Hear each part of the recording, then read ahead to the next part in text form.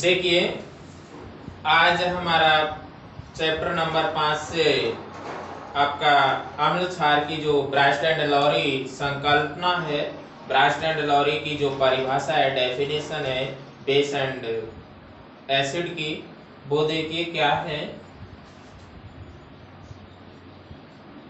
Burst-and-lorry की जो परिभाषा है अम्ल एवं क्षार की, ब्रास्ट-एंड-लॉरी के अनुसार ऐसे पदार्थ जो प्रोटॉन दाता होते हैं उन्हें अम्ल कहेंगे, और जो प्रोटॉन ग्राही होते हैं उन्हें क्षार। अर्थात ब्रास्ट-एंड-लॉरी के अनुसार अम्ल ऐसे पदार्थ होंगे जो प्रोटॉन त्यागते हैं या प्रोटॉन देते हैं, उन्हें हम अम्ल कहेंगे, और ब्रास्ट-एंड-लॉरी के अनुसार जो प्रोटॉन ग्रहण करते हैं या प्रोटॉन ग्राही होते हैं उन्हें हम क्षार कहते हैं। जैसे देखिए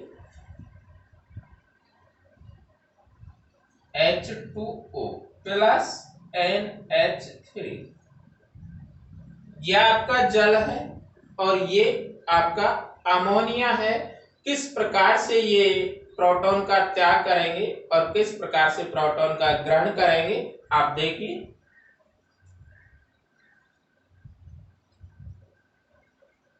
इसका जो विखंडन होगा या इनका संयुग्मन होगा, ये होगा NH4 प्लस OH माइनस। ये आपका जल है, ये अमोनिया है,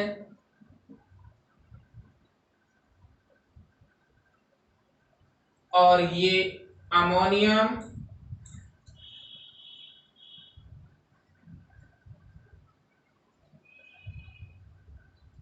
ये हाइड्रोक्सिल।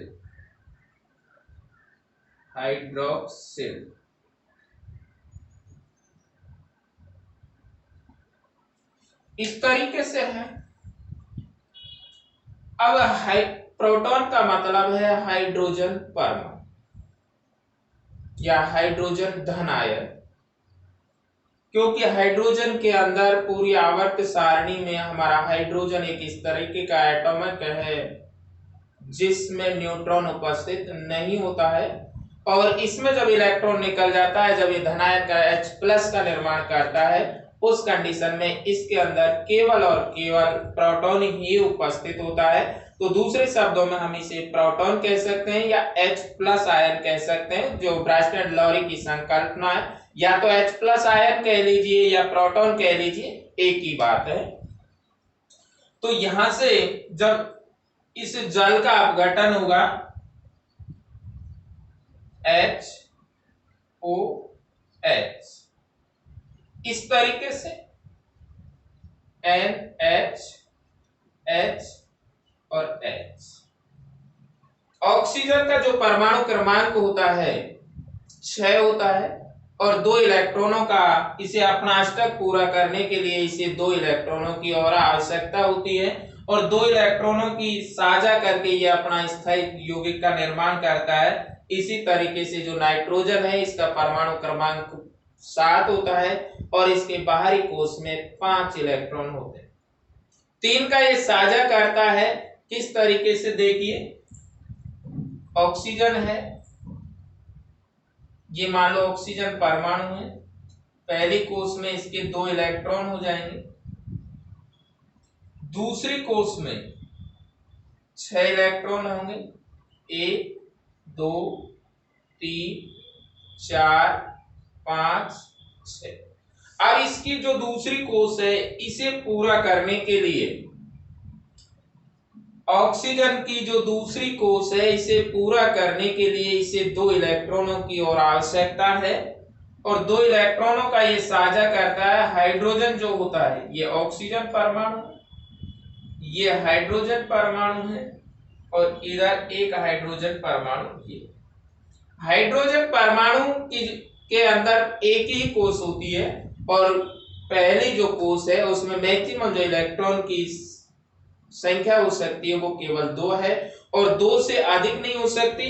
तो अब इसके हाइड्रोजन के पास एक इलेक्ट्रॉन तो है ही, और अगर एक का और साझा हो जाए कहीं से तो यह इसका कोष पूरा हो जाता है या ये एक इलेक्ट्रॉन दे देता है।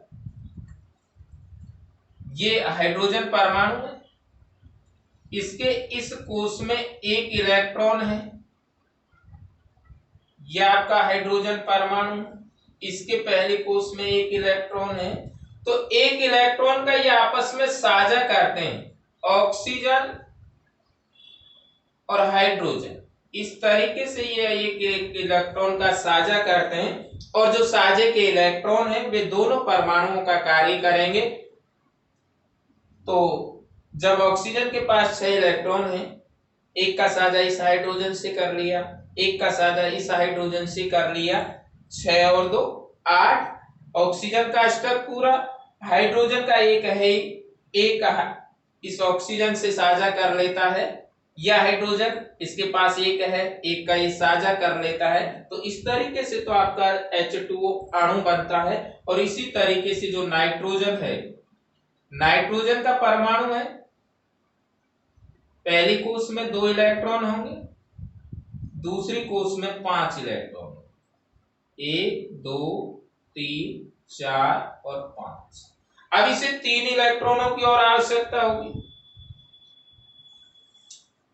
3 इलेक्ट्रॉन का अगर इसको साझा मिल जाए कहीं से तो इसका स्तर पूरा हो जाता है और इससे 3 हाइड्रोजन जुड़ी हुई होती हैं और तीनों हाइड्रोजन के बाहरी कोष में एक एक इलेक्ट्रॉन होता है और एक का अगर उनका साझा हो जाए तो हाइड्रोजन का भी स्तर पूरा है और नाइट्रोजन का भी पूरा होता है। जैसे यह हाइड्रोजन है, एक हाइड्रोजन ये रहा, एक हाइड्रोजन ये रहा और एक हाइड्रोजन ये रहा। इनके बाहरी कोष में एक ही इलेक्ट्रॉन होता है, पहली कोष होती है इसकी,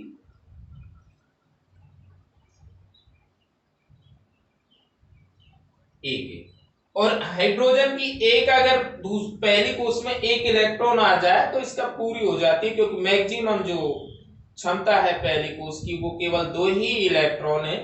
तो ये आपस में साझा कर, तो नाइट्रोजन के 5 हैं अपने, एक एक का तीनों हाइड्रोजनों से साझा कर लेता है, 5 6 7 और 8।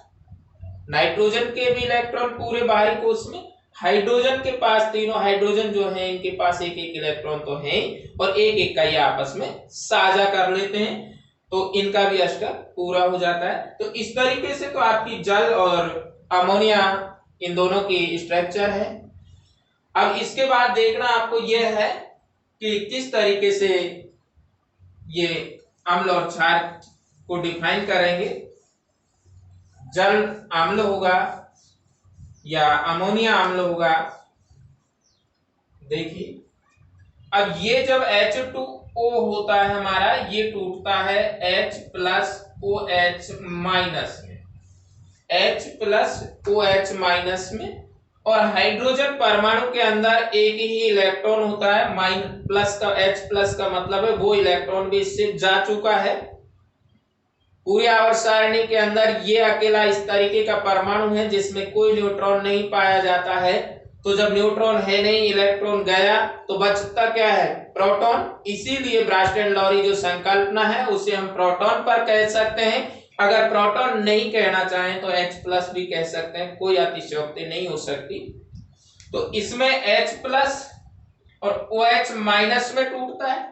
इसी तरीके से जो अमोनिया है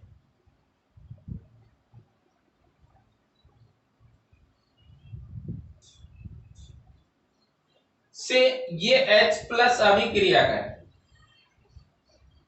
इसमें जुड़ जाता है ये प्रोटॉन, तो ये होगा NH3 प्लस H प्लस। और जब ये जुड़ेगा तो H3 पहले से है, 3 हाइड्रोजन पहले से और एक H प्लस और जुड़ जाता है, यानी NH4 हो जाएगा और NH4। इस पर आवेश उदासीन है, NH3 उदासीन होता है, इसी तरीके का कोई आयनिक का रूप नहीं, लेकिन ये H प्लस जुड़ने से इस पर जो आवेश का मान होगा वो NH4 प्लस हो जाएगा। और इस पर OH, क्योंकि इस हाइड्रोजन अपना इलेक्ट्रॉन OH को दे चुका है, इस पर इलेक्ट्रॉन की संख्या ज्यादा है, इसलिए OH माइनस हो जाता है।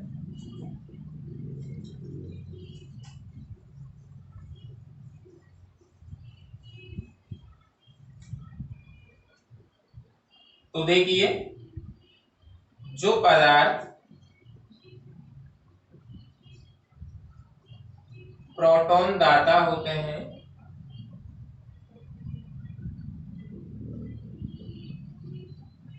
उन्हें अम्ल कहते हैं। क्या कहेंगे? अम्ल। तो इसमें प्रोटॉन कौन दे रहा है? जल। और अमोनिया में से प्रोटॉन जल दे रहा है, इसलिए जल क्या हो जाएगा? ब्रास्टन-लॉरी के अनुसार अम्ल हो जाएगा। और NH3 अमोनिया प्रोटॉन ग्रहण कर रहा है, इसलिए ये इसके अनुसार ब्रास्टन-लॉरी के अनुसार क्षार हो जाएगा।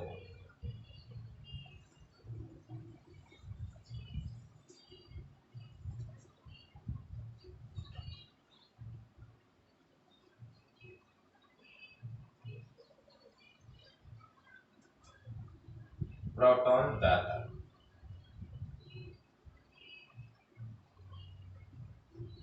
और ये आपका प्रोटॉन ग्रहण।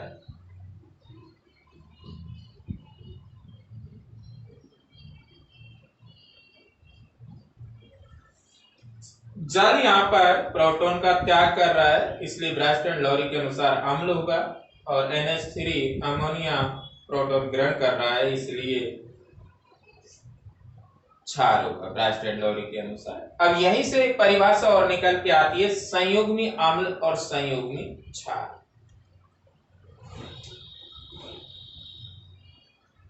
संयुग्मी अम्ल और संयुग्मी क्षार। अब जो यहाँ पर अम्ल है ये एक संयुग्मी क्षार का निर्माण करेगा, और जो क्षार है वह एक संयुग्मी अम्ल का निर्माण करता है। तो यहाँ पर हमारा जल H2O एक अम्ल की तरह कार्य करता है, और जब ये प्रोटॉन का त्याग कर देता है तो OH जो माइनस होगा वह इसका संयुग्मी क्षार होगा। NH3 यहाँ पर एक क्षार है, जबकि NH4 एक संयुग्मी अम्ल होगा। अर्थात संयुग्मी अम्ल वे पदार्थ जो प्रोटॉन त्यागने की क्षमता रखते हैं।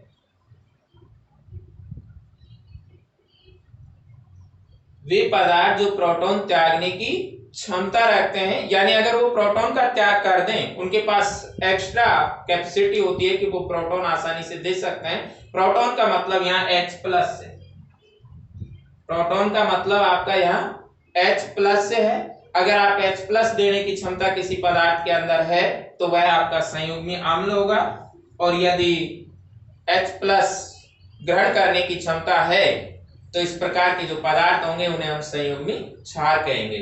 तो ये आपका अमोनियम है NH4+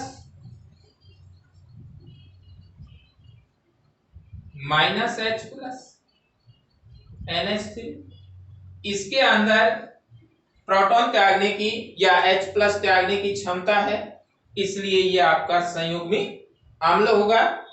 संयुग्मी अम्ल जो यह है, जो क्षार है हमारा NH3, इसका संयुग्मी अम्ल OH- प्लस H+ H2। जो पदार्थ प्रोटॉन ग्रहण करने की क्षमता रखता है उन्हें हम संयुग्मी क्षार कहते हैं। तो OH- H+ प्रोटॉन कह लीजिए या H+ कह लीजिए, ग्रहण करने की क्षमता है पूरी तरीके से, क्योंकि ग्रहण करके एक जल के अणु का निर्माण होगा, इसलिए जो OH- है यह आपका संयुग्मी क्षार होगा। यह प्रश्न यहां से कई बार इस तरीके से भी पूछ लिया जाता है कि एग्जाम में कि H2O का H2O NH3 NH4 OH मान लो ये चार पदार्थ दे दिए, इनमें से संयुग्मी अम्ल संयुग्मी क्षार निकालिए, तो संयुग्मी अम्ल आपका NH4+ होगा, जबकि संयुग्मी क्षार OH- होगा। राइस्टन लॉरी के अनुसार ऐसे पदार्थ जो प्रोटॉन त्यागते हैं यानी H+ त्यागते हैं अम्ल कहलाते हैं, और ऐसे पदार्थ जो H+ या प्रोटॉन ग्रहण करते हैं उन्हें क्षार कहते हैं। और इनके ये